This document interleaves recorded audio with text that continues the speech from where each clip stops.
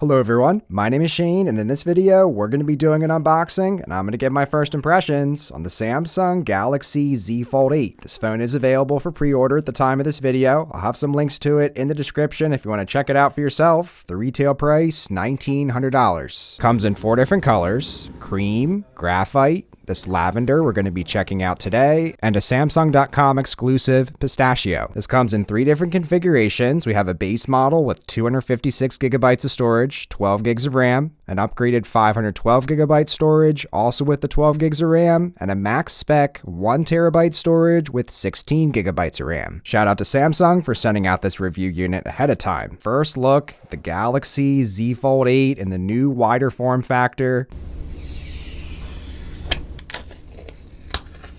Let's go ahead and fold this fold for the first time. A super lightweight in the hand. So a little bit heavier than the advertised 201 grams that Samsung was presenting this as. But still, this feels so incredibly light in the hand. Taking a physical tour, on the right we have our power button with the fingerprint sensor built in. Absolutely love getting into my phone this way. Camera bump doesn't seem to be sticking too far out of the phone, but you will have some wobble action on this, just like the other folds. On the left we have our hinge with the Samsung branding. Samsung did tell me that they redesigned the hinge for this Fold 8 specifically this year, so it's going to help even more with the crease on this. On the top, we have one of our 2 speakers, have a couple of mics, have our SIM tray, which in here we have room for just 1 physical SIM card, no micro SD expansion on this. On the bottom, we have another speaker, couple more mics, and our Type-C port now capable of 45 watt charging. There is also a noteworthy improvement to the opening and closing of this Fold 8 series. It just makes it significantly easier to open. So physically, this is feeling much improved here, and really excited to try out this new form factor. Taking our first look at the 5.5 inch outer display, this new aspect ratio is going to have a lot of nice utility and just also benefiting from this compact form factor. As far as the inner display, have a great size here for watching content, and I think the portrait orientation is going to be also a game changer on this Fold 8 for me personally, because my current other favorite phone right now, the Galaxy Trifold,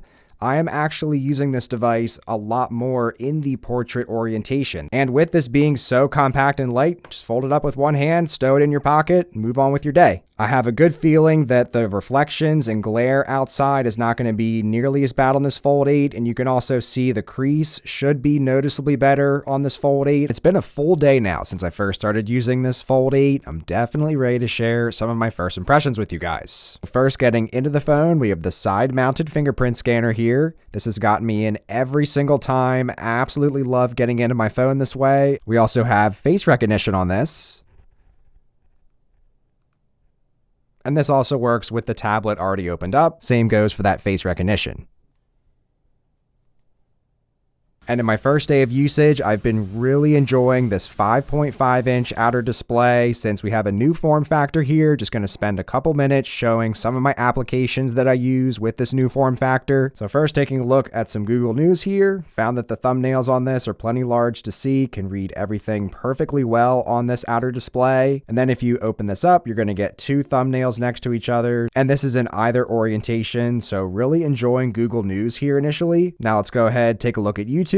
So again, nice that we get a lot of thumbnails here on the homepage. So I love watching YouTube videos like this, top half video, bottom half, just scroll through some comments. Now it is worth mentioning though, if you go into full screen on landscape, there are still some black bars going on here. It is definitely less compared to that Fold 8 Ultra, but it's not necessarily a full screen experience still with your content. And if we switch over to portrait and check out some shorts here, yes, your shorts are noticeably larger, but there definitely still is some black bar action going on here. I also found myself watching a fair amount of content on the outer display here. You can see that the shorts fill up the entire screen. And I also found watching videos in landscape on the outer display is a really fun little experience. Looking at some more reading on the outer display, I found that this was perfectly sizable enough for doing some reading on the go if you're walking around or something. And then taking a look at this portrait orientation here, This is pretty much the size of my wife's Kindle, I noticed, so this is definitely a perfect size for a lot of reading. Let's jump into Samsung Notes, jot some notes, take a look at the keyboard here. This is a big area of improvement for a lot of people out there, because if you look at the keyboard on the Fold 8 Ultra now side by side, it is much more crammed. So let's do a typing test. This has been an excellent typing experience in my first day of use. So this has been a great keyboard on the outside for jotting down notes, sending text messages. I've had no issue at all easily referencing all of my notes on this. A great size display. You can fit really countless apps on your home screen. Taking a look at some productivity and Excel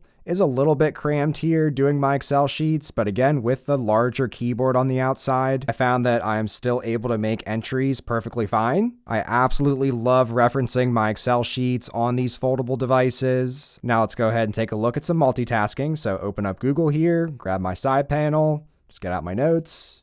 And here's a look side by side of multitasking of the Fold 8 Ultra and this new Fold 8 to get a gauge of how much more width you're getting. Things are a bit more crammed on this Fold 8 Ultra with the square form factor. There's just a little bit more room and comfort here on this Fold 8 when multitasking. And now let's take a look at a couple of games to see how those look on this Fold 8. So first, taking a look at some old school RuneScape. I've been really enjoying the better performance of the Snapdragon 8 Elite Gen 5. And this is a game that can be enjoyed on both the inner display in addition to the outer display. So even though this is a smaller screen on the outside, I can still play RuneScape on this perfectly well. It's also super nice that you can just go ahead, prop this up, sit it on the side of your desk or something. I've been loving this outer display for watching content and playing games to my surprise. It is unfortunate that S Pen functionality has been taken away, but I've been getting by just fine with just a general touch input stylus. And even though I can't write and draw with this, it has been excellent for just general use. Now let's take a look at some gaming with a mobile controller. This is the GameSir G8 Plus. I'll have this and the stylus linked below if you're interested. Also absolutely love having the volume rockers higher on this one. Super accessible. So let's take a look at some Super Mario Strikers.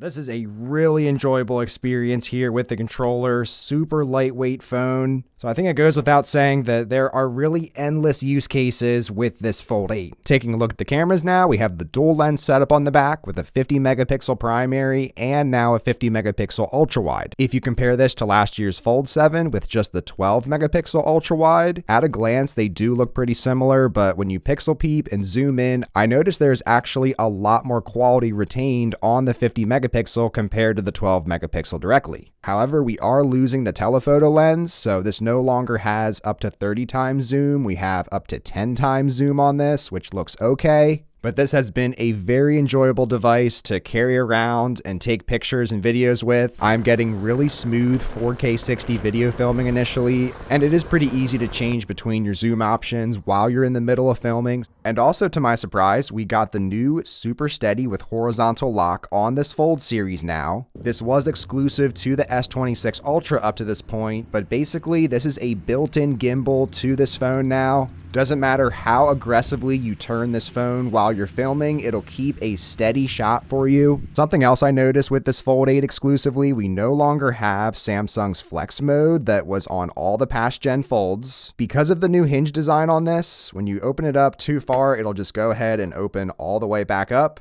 I noticed you have this one position here that you could potentially still prop this up, but the software aspect of things moving around and adjusting for you accordingly to use this mode is just not present here on this Fold 8. So that is one of the sacrifices going with this new form factor. And as usual, there is a new case lineup to go with this Fold 8. I'll have a dedicated video on the entire lineup in a day or two, but Samsung did provide their new carbon magnet case, so we're going to check that one out now. Super excited to look at this one. even though it does cost $110. And it also comes with 2 film anti-reflective screen protectors. So this has an incredible feel to it. I love that Samsung is bringing more of these carbon cases to their lineup. We also have the magnet in this, which is a necessity to get the new fastest wireless charging speed. Samsung calls this super fast wireless charging. So this is 20-watt wireless, up from 15 from last year. However, once again this year, just the back casing, there's no front portion or hinge protection. So if you want a case that offers full protection and is half the price, then look no further than dbrand, who is sponsoring this video to show off their grip case for the Fold 8. It has an excellent feel in the hand, strong magnets on the back, and you can add countless skins to the back if you want to. They also offer an idiot-proof screen protector, and I've been buying from dbrand myself for the past 2 years and can personally attest to their quality products and good customer service, so be sure to click the first link in the description for dbrand's latest deals. Taking a look at my initial battery life, I'm down to 3%. I got 6 hours and 16 minutes of screen on time. This was a full day of heavy usage, maximum brightness, heavy usage on both of the displays at 120 Hz refresh rate, and doing a lot of different things on this Fold 8 initially in preparation for this video. Considering that this has a 4800 milliamp hour battery, I would expect 7 to 8 hours of battery life on this in regular usage. And then if you're going to be pushing this heavily, doing more camera usage, using this outside in direct sunlight, then I would expect closer to about 6 hours of screen on time. And when it comes to topping back up, I am super glad to see Samsung's 45-watt charging now on this Fold, so getting a really quick top up here, nearly full in about 40 minutes, and getting a full 100% charge in about an hour flat. As I mentioned before, we have a dual speaker setup on this. If you are watching in landscape, both speakers will be on the left side, so if you want a stereo speaker experience, another reason to turn it over into portrait mode. But let's go ahead and do a speaker test.